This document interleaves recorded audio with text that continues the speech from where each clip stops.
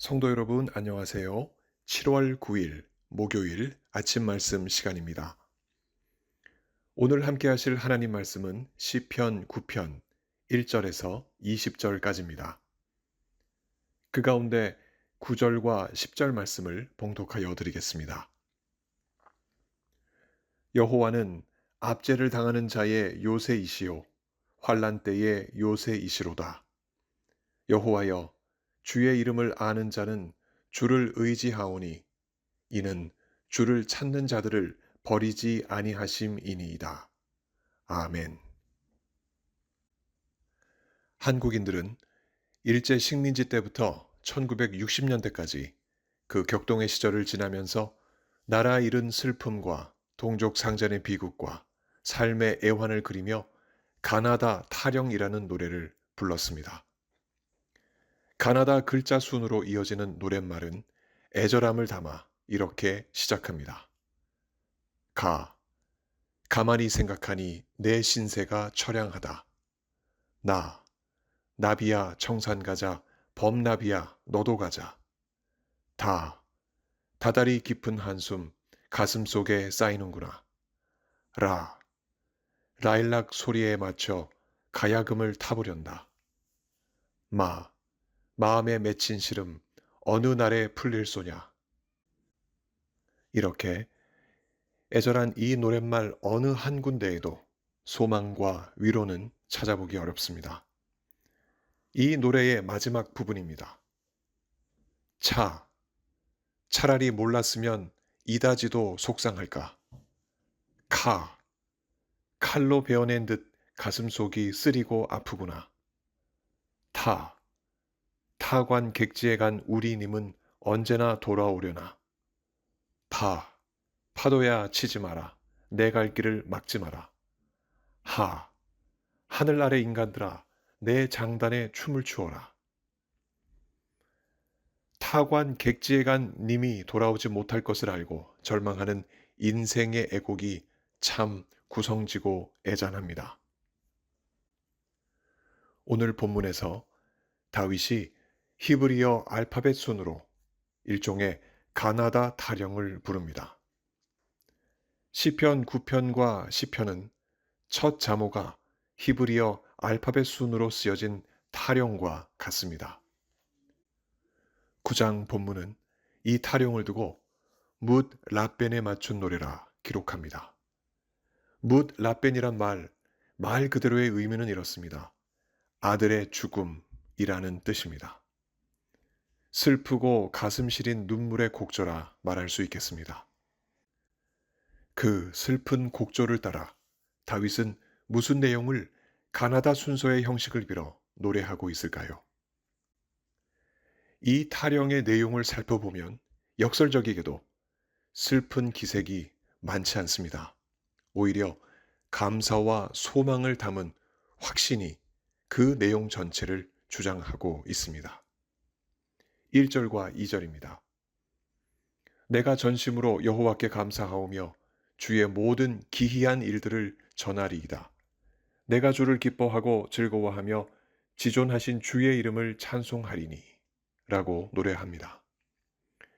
다윗은 음울한 곡조에 이렇게 기쁘고 감사한 마음을 담아 노래합니다. 형식과 내용이 다소 어울리지는 않지만 다윗은 자신이 기뻐하고 감사하는 이유를 다음과 같이 노래합니다. 그 중에 첫 번째는 하나님이 다윗의 원수들을 물리쳐 주시고 그들을 책망하시며 멸하시고 그들의 이름을 영원히 지우시며 그들의 무너진 성읍이 사람들의 기억에서 사라지도록 만드셨기 때문입니다. 하지만 다윗을 향해서는 하나님은 다윗의 의로움을 드러내셨고 그의 송사를 변호하셨으며 그 보좌에 앉으셔서 의로운 재판을 행하셨습니다. 이렇게 하나님께서 다윗의 손을 들어주시고 다윗의 원수를 물리쳐 주셨기에 다윗은 완벽한 승리를 얻고 이처럼 기뻐하고 하나님께 감사할 수 있었습니다. 다윗이 기뻐하고 감사하는 두 번째 이유는 그 심판하시는 하나님의 보좌는 영원히 다윗을 위하여 있기 때문입니다. 7절과 8절입니다. 여호와께서 영원히 앉으심이여 심판을 위하여 보좌를 준비하셨도다. 공의로 세계를 심판하심이여 정직으로 만민에게 판결을 내리시는도다. 이와 같은 하나님의 보좌가 영원하기에 이 땅에서 악인에게 압제를 당하는 자에게 하나님은 환난 때의 요새이십니다. 이 사실을 아는 사람은 주 하나님을 의지합니다. 그리고 그렇게 하나님을 찾는 자들을 하나님은 버리지 아니하십니다. 까닭에 다윗은 이처럼 노래합니다. 너희는 시온에 계신 여호와를 찬송하며 그의 행사를 백성 중에 선포할지어다. 피 흘림을 신문하시는 이가 그들을 기억하시며 가난한 자의 부르짖음을 잊지 아니하시도다.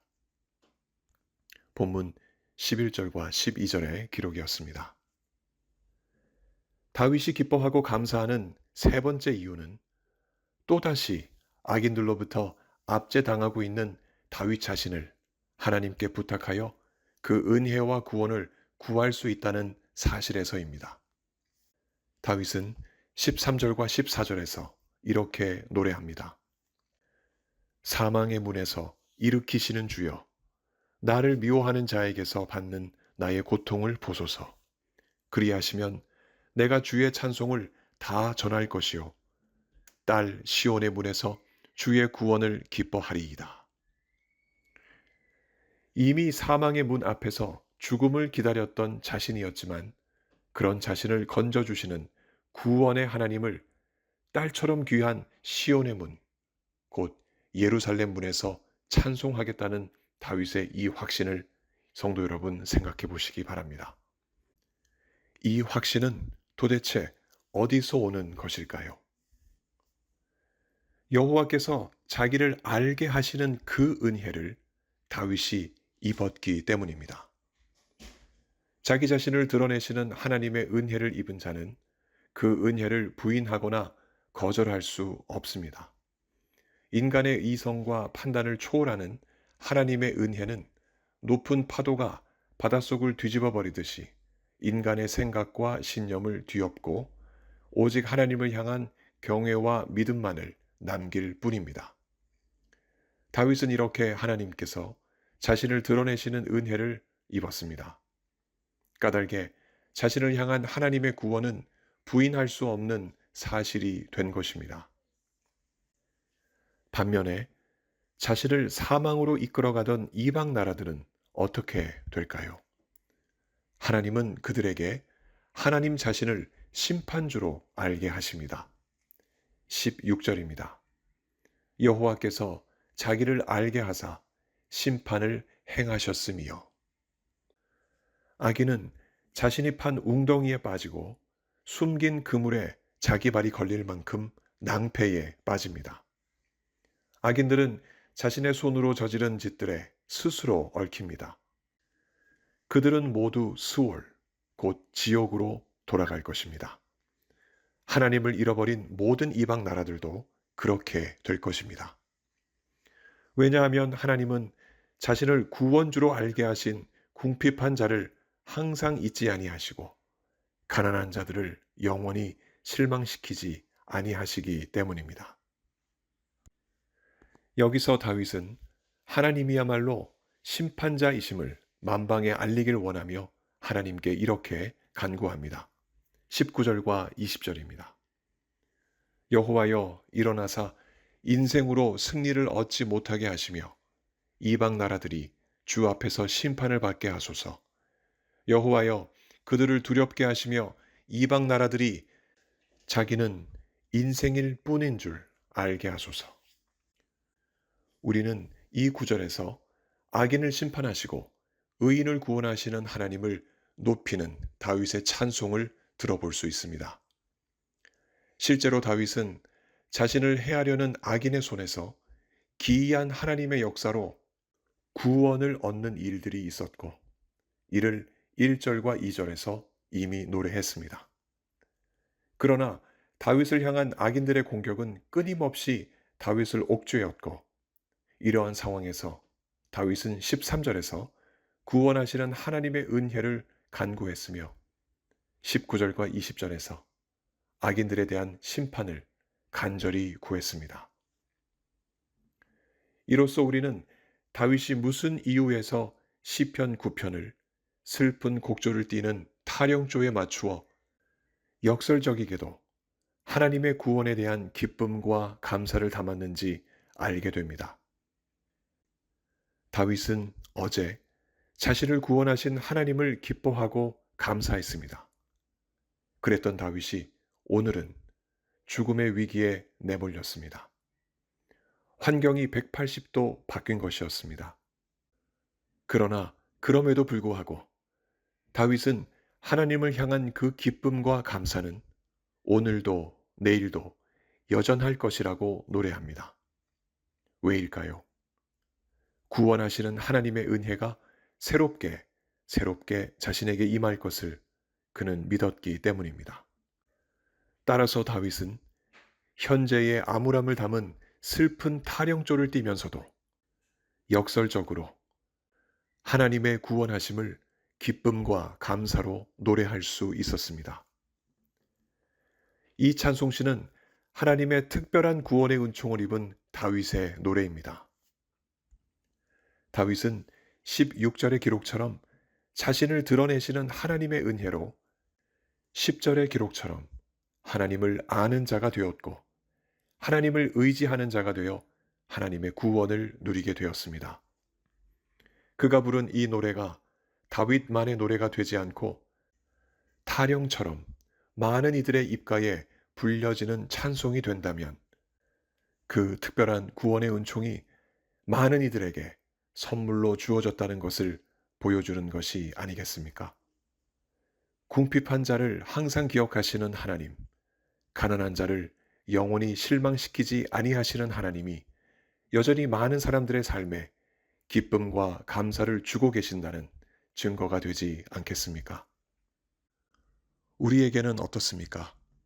하나님의 특별한 구원의 은총이 우리에게도 내게도 임했습니까? 우리는 이 질문에 늘 그렇다라고 말할 수 있습니다.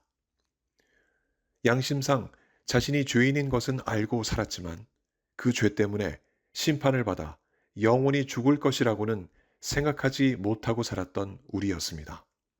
그랬던 우리에게 예수 그리스도께서 우리의 죄 문제를 해결하시고 우리 대신 죄를 짊어지시고 죽으셨다는 소식이 들려왔고 우리는 이 이성을 초월하는 신비로운 소식에 강력하게 마음이 이끌려 결국 그 말씀을 믿고 예수 그리스도를 믿는 그리스도인이 되었습니다. 여호와께서 자기를 알게 하시는 그 은혜가 우리에게 주어지지 않았다면 우리가 그리스도인으로 변화되지는 못했을 것입니다. 그 결과 우리는 악인으로 심판받아 수월로 돌아갈 운명이 아닌 예수 그리스도의 은혜로 구원을 얻어 시온에 계신 여호와 하나님과 영원히 살아갈 특별한 존재들이 되었습니다. 이 사실만 생각해도 우리는 다윗처럼 내가 전심으로 여호와께 감사하오며 주의 모든 기이한 일들을 전하리이다. 내가 주를 기뻐하고 즐거워하며 지존하신 주의 이름을 찬송하리니 하며 진심으로 찬송할 수 있습니다. 하지만 그렇다고 해서 그 구원의 기쁨과 감사가 마치 우리를 둘러싼 모기들에게 모기약을 뿌리듯 오늘 우리를 둘러싼 악인들이 일절 접근 못하도록 하는 묘약이 되지는 않습니다. 그 구원의 기쁨과 감사를 앗아가는 악인들의 압제가 오늘도 여전히 우리가 가진 그 특별한 구원의 은총을 찢어내려 합니다. 때로는 그들의 공격에 쓰러지고 상처 입을 때도 있습니다. 이럴 때 우리는 어찌할 것인가? 암울한 애가를 부르며 패배감에 잠겨 있을 것인가? 아닙니다. 슬픈 분위기의 노래 속에 하나님을 향한 기쁨과 감사의 내용을 담아 그렇게 바꾸어 노래할 수 있어야 하겠습니다. 오늘 본문 10절입니다. 여호와여, 주의 이름을 아는 자 우리는 주를 의지하오리니 이는 주를 찾는 자를 버리지 아니하심이니이다. 이렇게 우리는 믿음을 담아 감사와 기쁨을 소망하며 하나님 앞에 노래해야 하겠습니다. 여호와 하나님은 반드시 일어나셔서 우리를 구원하시고 악인들을 심판하십니다. 암울했던 시기, 한국인들이 부른 가나다 타령에서는 타관 객지에 간 우리님은 언제나 돌아오려나 하며 절망을 노래했지만 우리 그리스도인들이 부르는 시편 9편 7절에서는 다시 돌아오셔서 심판을 위하여 준비된 그 보좌에 앉으실 예수님을 소망하며 노래합니다. 바라기는 성령께서 우리 모두에게 이 믿음 더하셔서 우리가 오늘의 역경과 슬픔을 믿음으로 이겨내고 우리를 마침내 구원하실 하나님의 역사를 믿음으로 바라보며 기쁨과 감사함으로 하나님께 이 시편을 올려드리는 우리 모두가 되도록 인도해 주시길 이 아침 예수 그리스도 이름으로 간절히 축원합니다. 함께 기도하시겠습니다. 하나님, 우리는 항상 하나님의 은혜 속에 살아갑니다. 기쁜 일이 있어도 슬픈 일이 있어도 안타까운 일들이 있어도 반가운 일들이 있어도 그 모든 상황은 하나님께서 우리에게 허락하신 하나님의 은혜의 순간들입니다. 이 믿음 흔들리지 않고 오직 주의 이름을 구하며 주님을 의지하고 살아가는 우리 모두 되도록 성령 하나님 우리에게 믿음 더하여 주옵소서. 몸이 아프신 성도님들 이 시간에도 만나주시고 그 모든 간구 속히 들어주셔서 건강한 몸으로 하나님께 감사하며 기뻐하며 주님을 섬기실 수 있도록 인도하여 주옵소서. 샌디에고에서 사역 중인 우리 유스그룹 연합 단기선교팀, 하나님 오늘도 함께 하시며 모든 사역 가운데 주의 이름이 드러나며 잃어버린 영혼들이 주님께 돌아오는 놀라운 역사가 넘치게 하여 주옵소서. 성령 하나님께서 모든 순간마다 함께 하셔서 안전사고 일어나지 않도록 지켜주시고 그들의 모든 기도가 주님께 연락되고 응답받는 놀라운 역사들이 이어지게 하여 주옵소서. 소아시아에서 사역 중인 엘리노어 신과 함께 하셔서 그녀를 통하여 하나님의 이름이 드높아지고 잃어버린 영혼들이 주님께 돌아오는 귀한 역사가 이어지게 하여 주옵소서. 오늘도 택하신 백성들과 함께 하시며 놀라운 역사 베풀어 주실 것을 믿사옵고 예수 그리스도 이름으로 감사하며 기도하옵나이다. 아멘.